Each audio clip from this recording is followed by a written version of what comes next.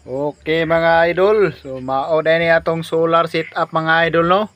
So naatay MPPT nga solar charge controller. So Pokeper 1240. So ato ang voltahe diri mga idol, gabi ining dako mga idol. So 12.6. So yaha ampere hour mga idol is 90.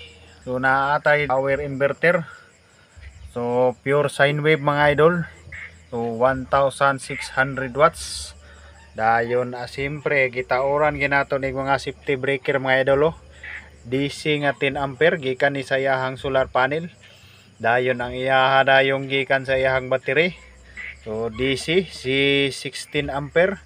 Naapod siya gikan gihapon sa battery padulong sa ato ang inverter.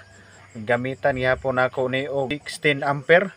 Dayon naa din tay breaker nga AC gikan na ni sa iyahang out sa iyahang inverter mga idol. Padulong dire sa iyahang AC breaker. Siyempre gamit na rin nato dire iyahang load.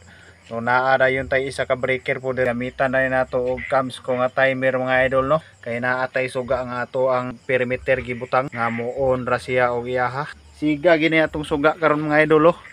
Naapod tay gibutang diha nga outlet mga idol oh. Small setup ra ta no. Solar ni nga ako kay off grid gid ko diri, wala ko kuryente ni ako ang payag diri.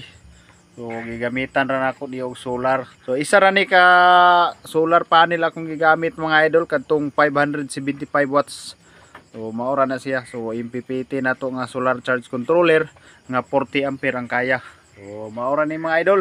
So off grid gid kayo. Pasigaon na to mga idol oh. Okay. Okay. Okay.